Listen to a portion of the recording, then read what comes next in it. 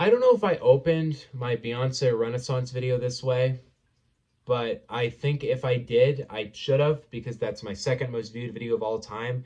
And I did get a lot of hate for the takes I've said. Funny thing is that album has massively grown on me. I think all of my criticisms I've aimed at that album, I've kind of refuted at this point. I fucking love that album now. But I'm going to address it here too because I'm talking about an artist that I don't inherently relate to that heavily and has a fan base so dedicated, so relentless that they're able to make this album pull 1 million copies in its first week. Which, by the way, I just have to stress this that as somebody who like studies album sales and shit, I never thought I'd see an album again get 1 million in the first week. This is, by the way, this album's records are historic as fuck. I've never seen a fan base this dedicated to an artist in my life. I thought Drake fans were super dedicated for getting the numbers that high on his records, but oh my gosh, Taylor Swift is another realm of dedication here. They're so dedicated they got her to remake 2 albums, and they were like the 2 highest selling albums of last year, or I mean, 2 of the highest, I'll say. If she gets and totally deserved, by the way. Here's what I'll put like this. I'm saying that in the advance because I think there's going to be a level of people seeming like I don't understand the album. And I'm not going to act like this album is something I'm going to relate to as heavily as other people are. But that is kind of the case with all music that comes out. So, whatever. I'm just going to say I have issues with this album. I have criticisms towards this album. And don't like everything on this album. I mean, I'm for the most part do, but I have criticisms for it. So I'm just going to address at the beginning because Taylor fans are extremely dedicated, and I have a feeling that my criticisms to this album are going to be linked to the fact that I have 1, 2, 3 Kanye albums on my wall. So there's probably going to be a sense of, oh, I'm just a Kanye stan. Believe me, right now, at least currently right now, I much prefer listening to Taylor Swift than that anti-Semitic jackass. So let's dive into Midnights by Taylor. This was a very interesting album in terms of its rollout. In fact, a fascinating album because this is the kind of album that the simple rollout made me super excited for it because this album's rollout was super cryptic. It was super weird. It was like she announced it release date wise, which by the way, the last 2 albums she's done, she didn't do at all. I mean, in terms of solo, I mean, in terms of like new albums, because she announced Red before it came out. But with this album, she announced it like a month before it came out. She didn't drop any pre-singles, which I didn't expect she would.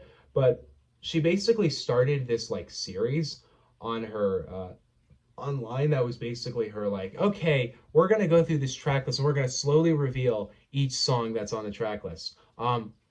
And to me, that was a very cool way to kind of hype the album up and to kind of give people guessing, questioning. To me, this kind of rollout makes me like, damn, if I related to Taylor's music super well and I was super committed to her music, I would have adored everything about this rollout. Like, I can't imagine what that's like for extreme Taylor stans. So going into this album, I was really excited. It was kind of one of those albums that I kind of had this feeling going in of she could really do like I really just wanted her to do something that she'd never done before, right? Like I wanted her to do something completely adventurous, completely out there. And it's not that I needed her to do that to like it, but it's that's kind of what I thought she was going to do because that's what she has been doing, right? So, and to me that's what Taylor is. To me there's certain pop artists that are just clearly doing it to see if they can get higher numbers. And then you have pop artists that are super artistically dedicated. You have like Taylor Swift, The Weeknd, people like that who are fully releasing these out there albums that have no care of the sales. Like, let's be honest. She put this album out. She's breaking records. She probably did not think about those records at all making this album. There was probably not a thought in her head of how much money am I going to make on this album. So, yeah, that's kind of the element I kind of went into this album with. And I also like the whole concept of kind of thinking about your like reflections late at night. I thought that was an interesting approach to this record. So overall, going into this album, I was pretty excited. And also the fact that it's 13 tracks, 44 minutes. I am a sucker for albums that are 45 minutes to an hour long because that doesn't happen enough anymore, and albums are way too long nowadays. But let's dive in. First track, we got Lavender Haze, which to me is a really good intro. It really sets the album off on this really slow night vibe. It fits the title pretty nicely. I don't have a whole lot to say on this track, but I love the melody. I love the production. I love everything she's able to pull off with this song. By the way, I'm not going to really discuss every song that much because I don't have a whole lot to say on every single song. I'm going to kind of skim through it and kind of do it because I more want to discuss the overall implications of this album. Maroon is a great track to me.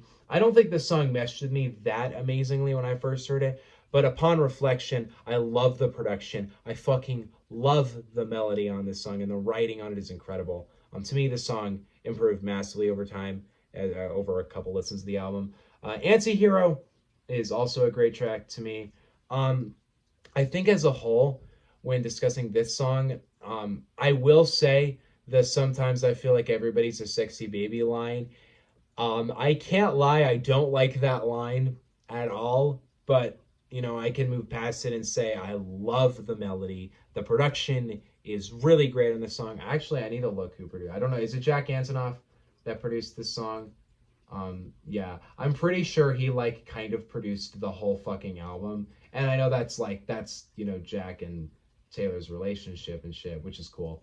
And it works pretty well. This song to me has my favorite production on the album, honestly, my favorite melody. I think overall it is my favorite song on the record because I also really like the entire theme of this track. So I really meshed with the song really nicely. I will say though, I'm sorry, I can't get past that sexy baby line. It's funny as fuck to me, but I don't know if she meant it to be that funny. So whatever.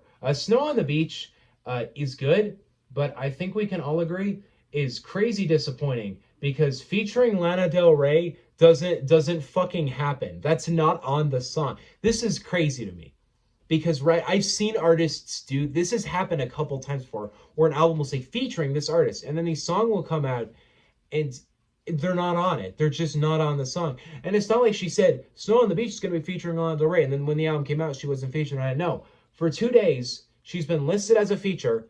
It says featuring Lana Del Rey. If we go to the credits of this song on Spotify too, it says performed by Lana Del Rey and Taylor Swift. Written by Jack Antonoff, Taylor Swift, and Lana Del Rey. And she's just not on the song. It's a great song.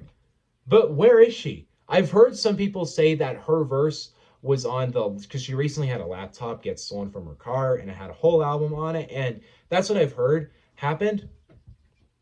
But still, why does it say that? Maybe there's something that I'm not getting, but it's still a fine song. But I probably would have enjoyed it more if it didn't say that on it.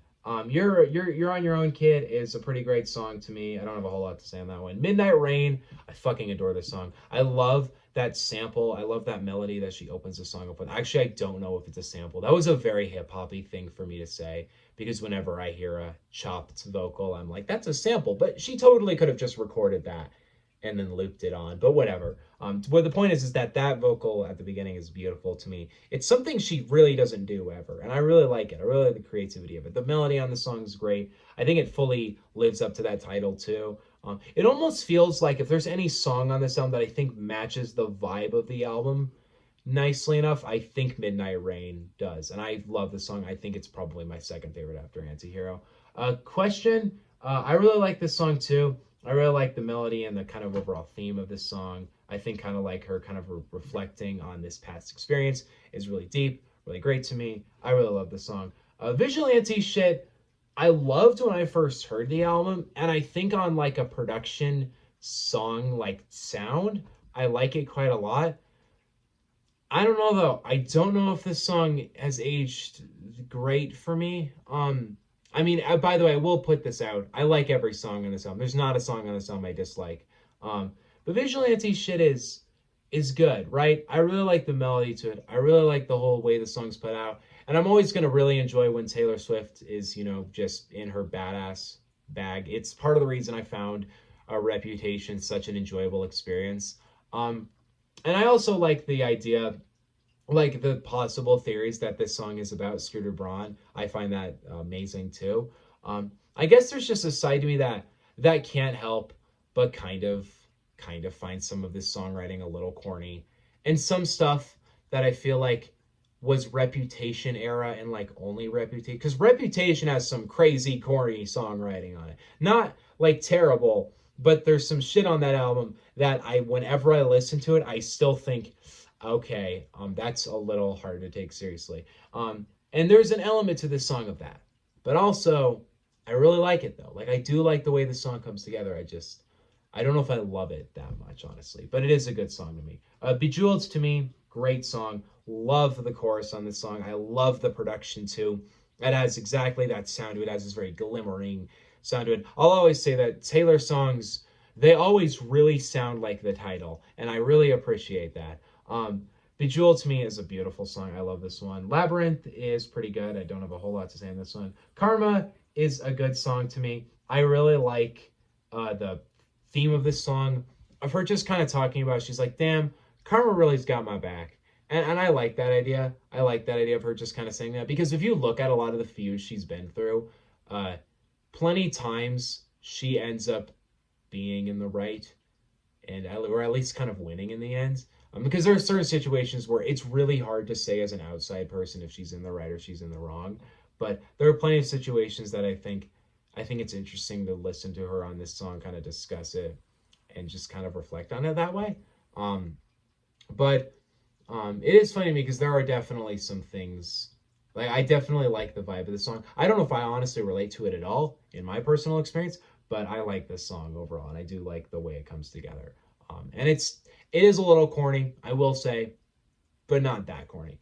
Sweet Nothing is good. I don't have a whole lot to say on this one. Or Mastermind. I do like Mastermind. I think it's a really beautiful outro. And I think overall, these two songs end up ending the album off on a pretty good note. I will go through the 3 a.m. edition pretty briefly, although I don't really have a ton to say on some of these songs. Like Paris to me is straight up a song that could have been on Reputation. Bigger Than the Whole Sky to me is beautiful. I love the production on that song. Would Have, Could Have, Should Have is a great display of songwriting to me too. And I also really fuck with Dear Reader. Those are the only ones the other ones I do like High Fidelity and Glitch and Great War, but everything on this I do like. All 20 songs on this project I do like. But this is kind of where my criticism comes in. Because when I first heard this album, I really liked it. Like I really liked it on first listen. But I don't think it has held up that great. And not in the extent that I like it a lot less after more listening and reflection, but I think in comparison to other Taylor projects, this isn't her improving or innovating herself that much. Because the way I've kind of perceived this album so far, and I'm open to other perspectives on this. I'm not as into Taylor Swift as other people are, so maybe other people have a different perspective on this. But this album to me, I've heard this comparison, and I think it's very true, is kind of if 1989 and Reputation met and made an album. Like basically that. And there's also maybe a little bit of Lover sprinkled into it. Now, that is a good idea for an album to me, but I don't know if I feel like 2022 Taylor Swift is what should be like doing that sound, you know? Because to me, I felt like Folklore and Evermore were like just her really innovating herself, putting it down, really creative songwriting, great melodies, really personal stuff, and really just independently put together stuff to me. And that is even how I perceived the Taylor's versions too. That was how it all came out to me. So this album, kind of feeling in almost every sense of the word like something she could have done 4 years ago, makes me like it a little less, because to me, this isn't really an evolution of her sound at all. And sure, you shouldn't expect every artist to completely innovate and change themselves each album, and that's not what I expect like Taylor Swift to do. That's not what I thought she would do. But I didn't really expect something that she could have done like 4 years ago. Like I said, with songs, like they're great songs on this album.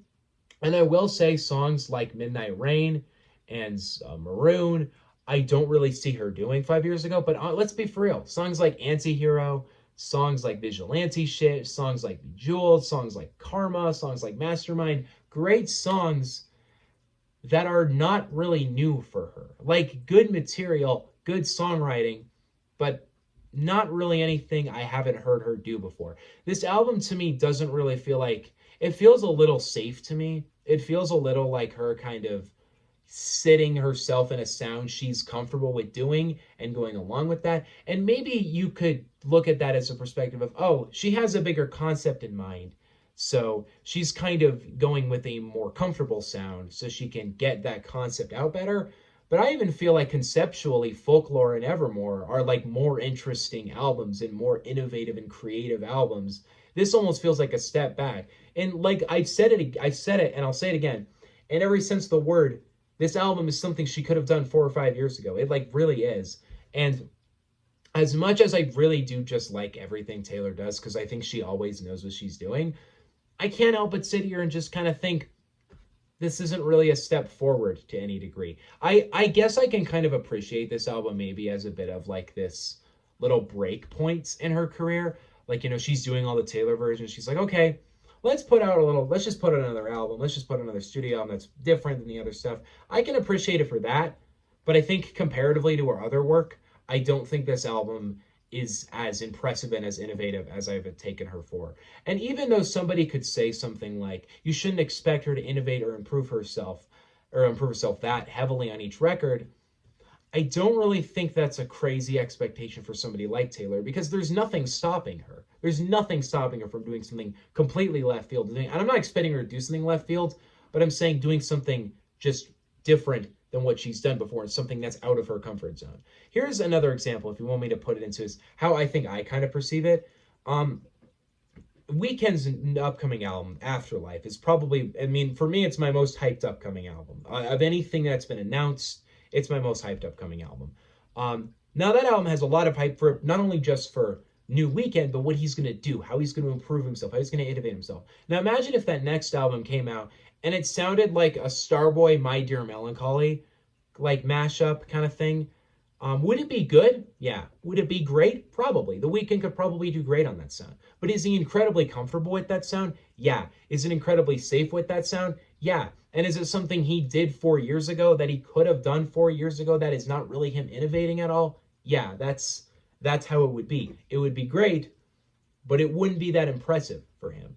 And that's the way I see this album. I think maybe as she rolls it out, as she pushes it farther, more music videos, more stuff like that, I think maybe this album could really be this very grander, larger vision. But to me, I think this album is anything but like that high up for her. And I really will say, on first listen, I thought it was about on par, but I definitely would take Folklore and Evermore over this album. And I do think in terms of an artistic progression, Lover is a better album, but I definitely probably will listen to, but I have to say, like, I will listen to this album more. And I think as like just an individual album, it's good. Honestly, I will give this album its praise though. Great production, even though I do think some of the songs are kind of samey with Jack Antonoff kind of producing everything. I do think maybe she could have pulled in more creative producers here and there, or just produced solo. But I do think most of the production of the sound comes out sounding super clean, super nice. It sounds super methodically well planned out. All the tracks are really cohesive. It's a really great experience being only 44 minutes. So I think on that sense, this album as an album piece is like really well put together. It's super impressively well put together. And for an era where albums are way too long, I really appreciate this album being shorter, even though she did end up making it just 20 tracks again. Overall, Midnights is in my opinion, I will call this album great. I think it serves its purpose. I think what she wanted to do with this album is great, but I don't think it's one of her strongest, and I don't think it's really that innovative of her career or of her sound. And if somebody were to ask, hey, what's a good intro to Taylor's catalog? I probably wouldn't recommend Midnights because I don't think this album is really a full display of how good Taylor Swift can be. So to me, it's not a bad album. It's a good album. It's a great album, in fact, but not as good as I think it could have been. I'll settle this album in like an A-. I feel like that's fair. I don't think it's top 10 of the year. I do think it's probably top 20 of the year. We'll see how this album ends up holding up over time. But like I said, there are some really incredible moments on this record that I think, honestly, in an overall sense, are some of my favorite newer Taylor albums, or Taylor tracks. But I do think Folklore, Evermore do impress me a little more than this one. So yeah, what do you guys think on Midnights? Let me in the comment section below. Taylor fans, please do not behead me for this review. I'm sorry. It is funny to me, and this has been my experience as a reviewer, that I can really enjoy a record, really praise it, and then just get kind of hated for the small criticisms I had. Like Renaissance. I got like hate on my Renaissance review because I didn't think it was perfect. Now I will say I don't agree with everything I said in that review now, but you get what I'm saying. Overall, Midnights is a good album. I highly suggest it. See you guys next time. Peace out. Next video is going to be a review of a bunch of shit that I've heard recently. That's none of it's good, by the way. None of it's that great, but we'll talk about it. So see you guys next time. Peace out. Coming up, actually, maybe I will do some upcoming stuff. Her Loss by 21 Savage and Drake. I will react to that this weekend. I know I'm fooling myself again. This will be the third time in a row I've reacted to a new Drake album thinking it would be great, and I probably won't be, but I got hope because he got 21 Savage.